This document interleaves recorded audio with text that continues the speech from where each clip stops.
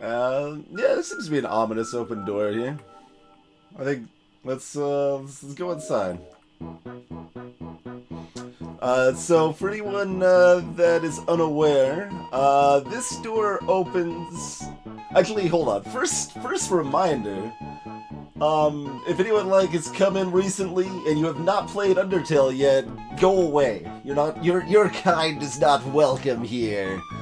But yeah, this is not a good way to experience this game if you've never played it before. We're kind of skipping a lot of stuff and showing off a bunch of hidden cool stuff. So yeah, don't watch this if you haven't experienced Undertale already. It's better to play it yourself or at least watch a normal playthrough. All right. Now that you've left, hopefully. For those that are unfamiliar with this area, this door opens up if you dodge the credits perfectly. Yeah, that song is not in the OST. That's true, Obelix.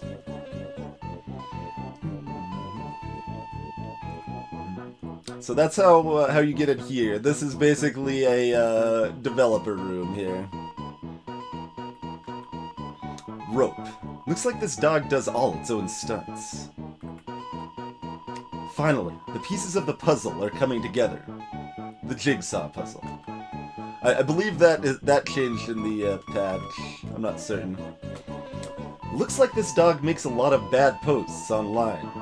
Text-to-speech is on. Seems like the dog barks, and it translates to these bad posts. It doesn't really know what it's saying. Seems like most bad posts online are actually this dog. Thinking about this brings you relief.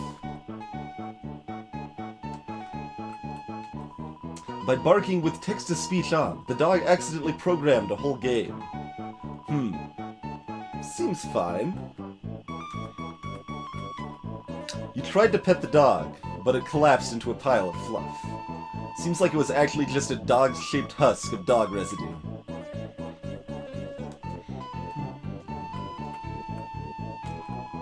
It's a small white dog. It's fast asleep. Fight the dog? Let sleeping dogs lie, instead of fighting them. That's how the saying goes. Can't fight the dog. Seems like the fabric it's sleeping on has too many holes in it. I believe this is all it said originally, and then what's after this was added in the patch, I think. No, okay, this was in the original too. Seems like the dog needs to patch the fabric. Then you can fight the dog. Maybe. Okay, here's the new stuff, yeah. Upon closer examination, the holes in the fabric seem to be growing. Might take a while for the dog to fix all of them. Dogs aren't usually very good at knitting. The crocheting dog is out of the question! I didn't actually beat the credits, I'm afraid. I would've if it didn't require so much tedium to attempt it, right? Like, even speeding it up, it would be 4 minutes between every attempt. I did get as few as 2 names, I think. Alright, so Glide swooped in. If you spend, I think it takes 3 minutes in the door with the room, moving around, not doing anything of merit. So you spend long enough in the room with the door. In Snowdin Forest here, Glide comes in. This, I believe, was another kind of Kickstarter bonus boss thing that is thrown in as a bonus. And you can flee. Okay, I was curious. And I don't really know anything about it other than it exists. Check, applaud, boo, nothing. Alright, well, let's start with a check. Attack high, defense high. Refuses to give any more details about its statistics. Wow, check out my pecs.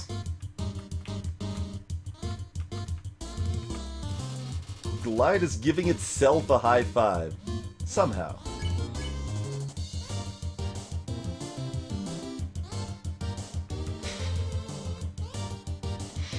Nothing.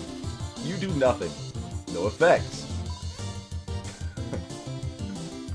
Touché.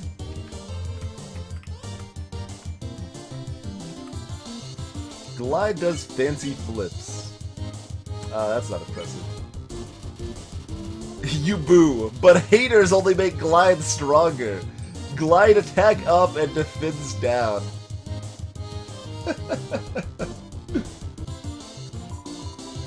Boo? What a wimpy ghost.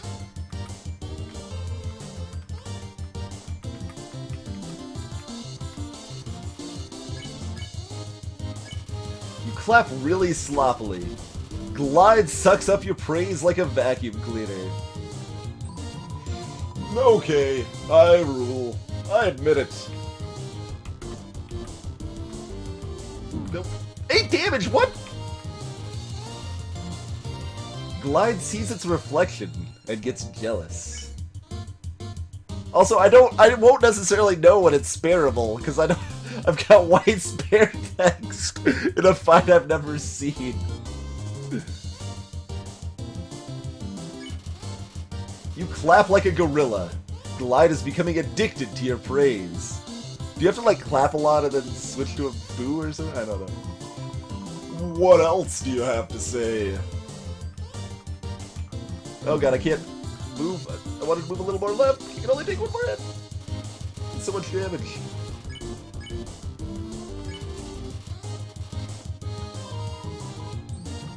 Oh god.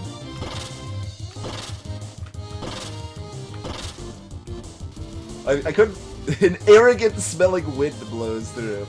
I couldn't see what the text popped up when those exploded. I was too busy not dying.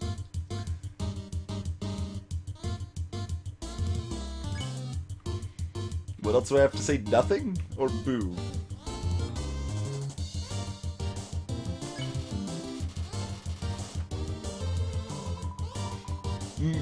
Fresh sweet haters.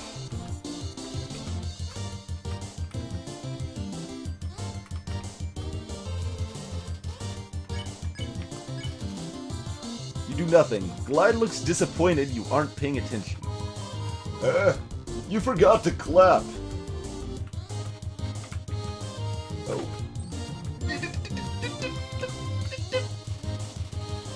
That was so close. Throw a stick. I don't want to die though.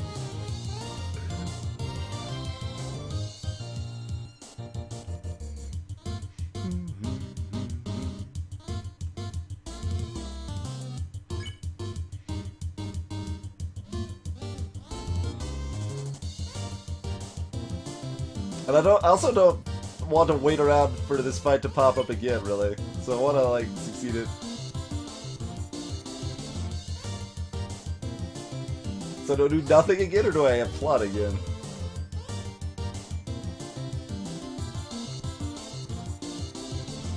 Yeah, spares are not white. It's problematic.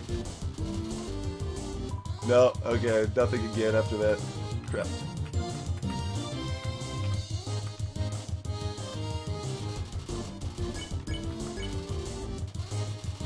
Glide looks desperate for attention. Hello! I'm right here! Oh no, no!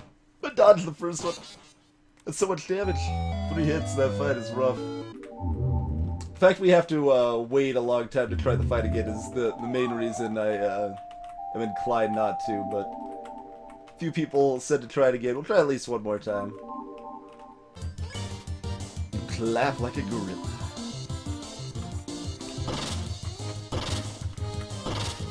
Nope. Glide is thinking of new slang for the word cool, like freakadacious.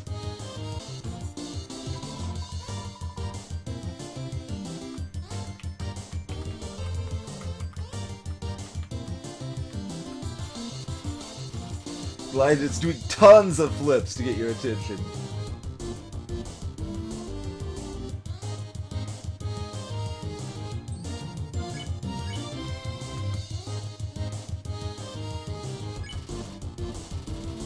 Glide leaves to look elsewhere for praise. Okay, so we were one tick off of beating it. Alright, we got there. Got 120 gold though. Let's take a quick look over at this little friendly house too while we're over here.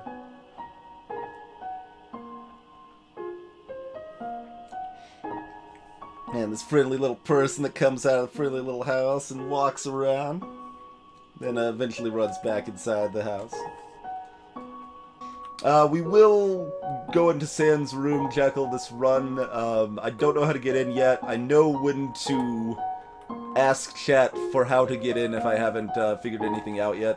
So, don't worry about that for now. Let's see. Yeah, so next thing to talk about are these little snow pops. It's kind of interesting. You would expect each snow pop to have a message associated with it, but that's not how it works.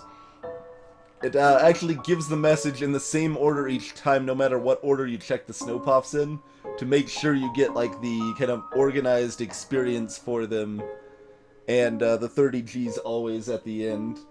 So whichever one you do, it's a snow pop. And this is a snow pop.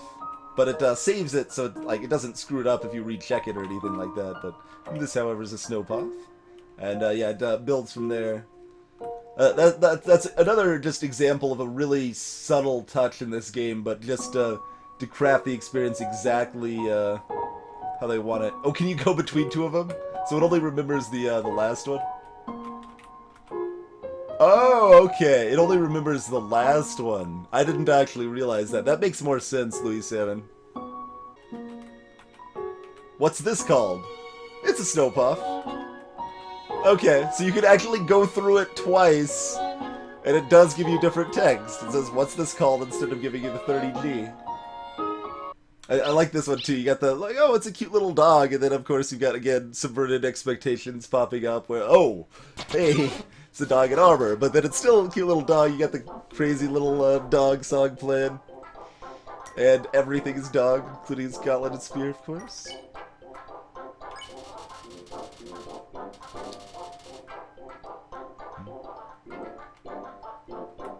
And if you don't move here, he doesn't bark either. Which kind of fits pretty well, since most of the time he's not moving, he's contented, kind of laying on your lap or whatever, and he's only going to get upset if you move around. It smells like freshly squeezed puppy juice.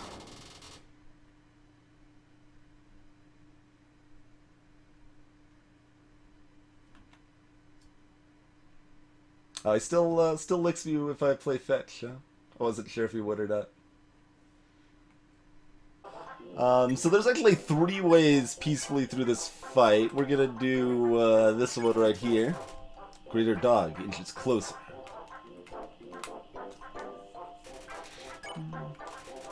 Greater dog just wants affection. Ignore. Greater dog inches closer.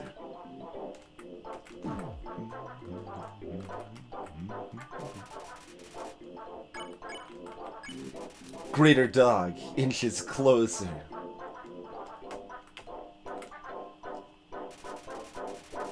Greater dog is making puppy dog eyes. You have literally never ignored greater dog.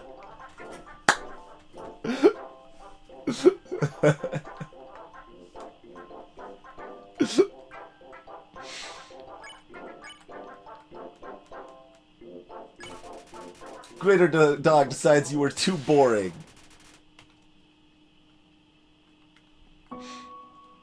See you later, greater dog.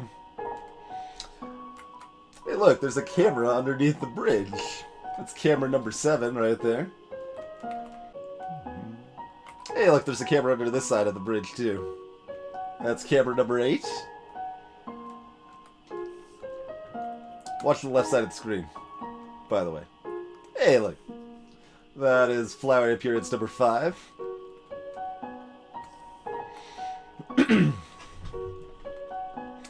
Let's see. So I don't know what he's actually gonna say here, but let's see what he says. Here, I'll give you some advice about fighting my brother. Don't. Capiche?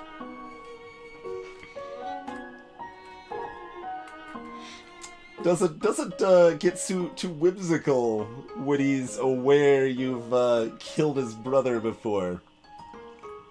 I've definitely seen at least one streamer see the sell and specifically put on their new equipment and I'm gonna sell this stick and bandage now, and then right after, huh? Sell something? Does this look like a pawn shop? I don't know how it works where you come from, but if I started spending money on old branches and used bandages, I'd be out of business in a jiffy. It's like, calls him out directly. Most people don't try to sell a second time, though. If you're really hurting for cash, then maybe you could do some crowdfunding. I hear people will pay for anything nowadays. I'm gonna throw my money on the ground again. Welcome to Snowdin, Snowdin's premier hotel. One night is 80G. You don't even have 80G? Oh, you poor thing. I can only imagine what you've been through. One of the rooms upstairs is empty. You can sleep there for free, okay?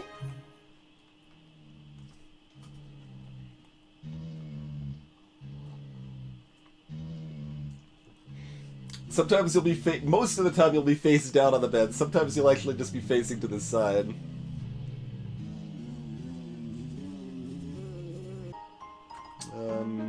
Don't think there's particularly any reason to go there, but hey look, I got stopped by something right here. What is it? There's a camera hidden in the trees. Camera number 9. Right there. You keep being you, Ice Wolf. You keep being you. I was checking here to see if we'd get the phone call. Hello, can I speak to Wait a second. Is this the wrong number? Oh, it's the wrong number song. We're very, very sorry that we got it wrong. Oh, it's the wrong number song. We're very, very sorry that we got it wrong. Yes, Chthonic. Essentially everything I've shown, everything I've shown off is possible without cheating? Yes. Everything I've shown off is possible without cheating. Everything can be done in the game normally. The wrong number song is the most common one. That's, what, a 37% chance, I think? I think that's a 37% chance to, be available. Well, if you miss the 10% chance of one of the other phone calls happening, then it's a 37% chance. Okay, that's how that math would work. So it's a little less, but yeah. One kind of weird thing is the price of bicycles goes up throughout the course of the game. I think it's just based on like area progress, so probably bosses passed. It I think goes from 15 up to 25, then up to 45. And I don't know of anything else in the game that changes price, but oh, bicycles actually go up to 70 fire breathing? Yeah, I haven't seen them at 70 before. Yep, Tibby offers the scholarship. And that's true, yeah, nice creams do go up in price as well, Bone. That dog from earlier, it's at Grillby's, I think. After work, all of the dogs go there to play cards together. But that dog doesn't really know how to express itself. So, it ends up playing alone instead of introducing itself to the others. This mailbox is labeled Papyrus. Look inside? No. You realize that would probably be illegal. Let's see, a lot of people don't even see the insult text, so we'll do that real quick. How selfless! You want me to feel better about fighting you! I don't deserve such hospitality from you! There's no need to lie to yourself! Your barbs hide a hidden affection! You emotional cactus! That's another great, just great phrasing and line right there. Emotional cactus is awesome. Let's see if you can handle my fabled blue attack! And this is a nice little, again, subverting expectations. Everyone's like, haha, nice blue attack, Papyrus. And then there's a pause, and you will almost always get hit by that on a first-time playthrough, unless you react fast enough. But most people will be hit by that, and they're like, wait, what's this about the blue attack or whatever? They're like, but I've definitely seen a lot of people like kind of like, haha, nice attack, Papyrus, and then they get caught by surprise at the end. So One thing I will say about this though is that I think maybe there should be like little arrows on the side of this blue heart after you turn blue, because I would say most people, even like more than half, don't really realize you can move left and right, and or at the very least don't try to at all for like at least the first half of this fight. But yeah, that's one subtle thing I think maybe would be better for this fight, is if there's just a subtle indicator that you can in fact move left and right while you're blue, because most people seem to not really think about that. That'd be one really small thing I would add. And you also get text here if you take damage. He starts explaining the mechanics if you're missing them, basically. So if you take damage on that first easy attack, believe he says like hold up to jump, and then if you take damage on this next attack, hold up longer to jump higher. Jeez! The king will trim a hedge in the shape of my smile, which actually happens later on, if you recall. He's actually trimming a hedge in the shape of his smile. I love those callbacks. So if you notice with his text, he's not actually quite ready for a special attack, but I think it'll trigger this or the next one.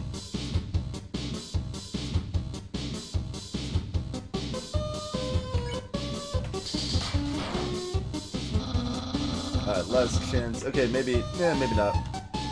I forget. I don't know exactly when he like changes the text timing up and stuff.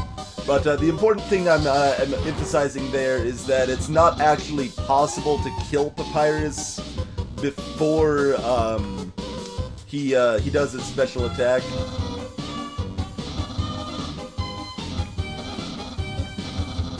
As far as I know, anyway. I think even if you have the most possible love you could have in a neutral run at this point, you can't actually kill Papyrus before he does his special attack and then has a chance to spare you, or offer you mercy, rather.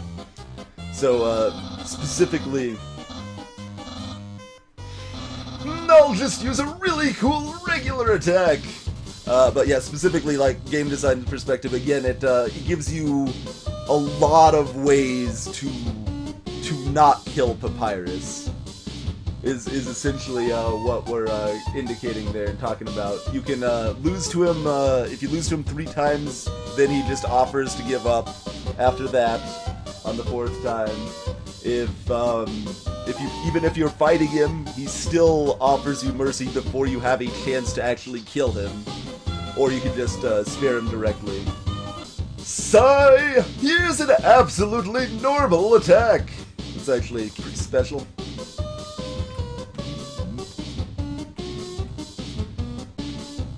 But I like how these ones like are like I get hit by one anyway, but relatively easy to dodge, just standing there, but with their movement they throw a lot of people off. This part's also really cool, so you see that, like, that's kind of crazy. And then right here, I love how this is designed too, because most people do react to this and just keep holding up longer, and it actually works, and they're like, what?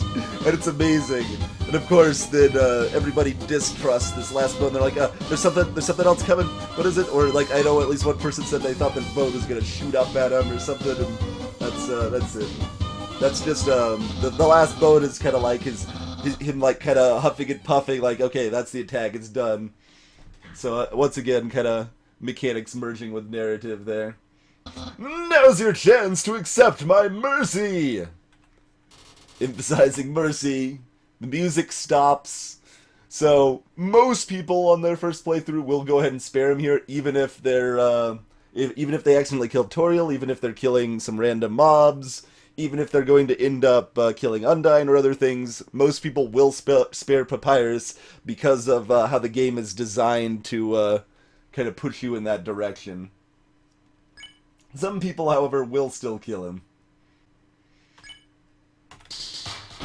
And it looks like this. Alas, poor Papyrus! He's cut down to smiling shreds, you would say. Well, at least I still have my head!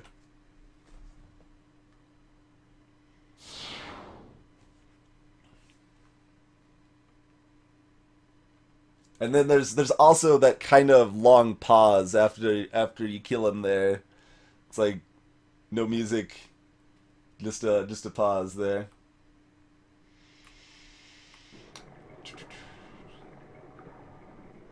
So, and we'll notice in the next room that Sans is not here because I killed Papyrus, and Sans' music is also absent from this room, which it is normally playing in. So, basically, like, Sans doesn't show up again until Judgment if you kill Papyrus. And that actually kind of adds a lot to the playthrough and changes things quite a bit. Like, I've heard one person kind of describe it as, like, when they didn't kill Papyrus, it's like, Sans like your friend, he's your buddy, he's like hanging out with you the whole time, and like joking with you, and you go out to dinner with him a couple times, and you chat with stuff, and that's all happening, and that's all gone if you kill Papyrus. Usually that skeleton goes to meet with Undyne about now. Where is he? I can feel our political system crumbling apart. It's not very jazzy in here at all, man. Hey, isn't Sansy supposed to come swinging in about now? Come on, Sansy. You're the life of the party. This is around the time that Sans comes in. Then, a little bit later, his brother comes in, irritated. Yes, his brother, Papyrus. He is an interesting fellow. He always orders a glass of milk. He says it's full of strong bones. This guy's supposed to be a hamster, apparently. I think I pictured him as more of a horse. Where are those skeletons? I wanted to get a bone from them. Where's Sans? He's supposed to give me a pat on the head. Papyrus, is that you? Come on. And I don't think these guys really... Oh, yeah. But where the heck is Sans? He told me I had some bait I could use. Though it was probably just some kind of prank. But I wanted to know what the prank was. Grelby is getting nervous. Sans is his best customer, and he hasn't shown up at all today. So those are some differences if Papyrus is no longer alive. That's strange. There was a present here for Papyrus. Now it's gone. Did someone steal it? That too. If you keep humming along with Shiren inside a waterfall, it kind of builds up into this whole thing, and Sans starts selling tickets made out of toilet paper or something like that, and things like that. It's if you've killed Papyrus, instead of Sans being there selling tickets, you see a hooded figure in the distance. Sans is still watching you. You throw the stick. Papyrus brings it back in his mouth. No! I should have brought one of those! I am a skeleton with very high standards! I have 0 redeeming qualities. No! That humility! It reminds me of myself! You're meeting all my standards! So I'm looking forward to... I really think Sans is going to have more to say if we talk to him at Grillby's more than once. That's what I think. Yeah. Oh, and this thing too, I'll note this. Oh, we did it too late. But if you actually take, like, just jump normally there, that last bone won't be super high. So the last bone actually adjusts if you do not know to hold up to fly over it. Negative 1360 defense. Negative 1360 defense. While he it actually shows actual defense numbers for how much damage you're going to do when he's vulnerable. See, I don't think the Skeletor voice actually fits Papyrus, although it's a natural interpretation of his voice upon meeting him, because he's a tall, evil skeleton that is very loud and says, yeah! So, going for a Skeletor voice makes sense. But I don't think it really fits his character that well myself. You're too weak! I was easily able to capture you. I want like something that's more just like loud and aggrandizing, essentially. He's gonna take me to the capture zone. You're in the doghouse now! Yeah! So, like, most people here probably are familiar with this and the fact that Papyrus doesn't actually kill you at all. Like, he's not actually trying to kill you, he's just trying to capture you. So it's kind of interesting that like really good players, if they're just fully blind, will never actually end up here naturally and never know how to get into the cool shed. It's a note from Papyrus. Sorry, I have to lock you in the guest room until Undyne arrives. Feel free to make yourself at home. Refreshments and accommodations have been provided. Yeffily yours, Papyrus. It's just dry food. It's a squeaky chew toy. Oh, where has that human gone? Wait! It's right in front of me! Hello! I was worried that you had gotten lost. It sure is a relief to know that you're right here. Wait a second! You're not supposed to escape! Get back there!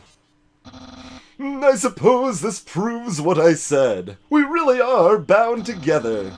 Two bones in the skeletal anatomy of fate. It's very impossible. And some of that text is a little bit different since we'd like seen him in a previous playthrough or whatever. Oh, that's true. I like bought the bandana, and then that just makes this a little bit slower. Not that much slower though. He's upgraded the facilities. Not only will you be trapped, but you won't even want to leave. Yeah. There's a hot dog cut up into the kibble. Please ask before you escape. When you went missing, I got worried sick. Slightly bone-trusselled, Papyrus.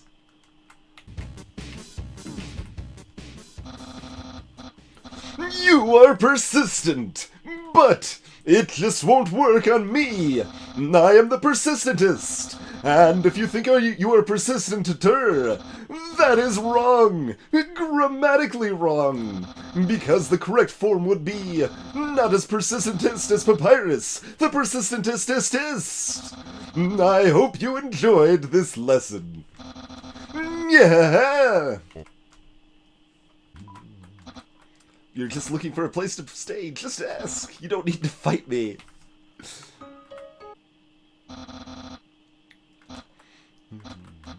This means seeing my face so much.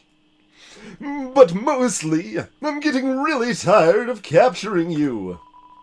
So I've never seen anyone say yes here, so I don't know if this like offers anything particularly interestingly different, but okay. I guess. If you want me to capture you, I'll try again. So let's get captured one more time. And I think this is the same. Yeah. Okay. So nothing terribly interesting there. What should you say to Papyrus? What a loser. Huh? Why would you berate yourself so loudly? Is it because you don't think you're good enough to be my friend? No! You're great! I'll be your friend.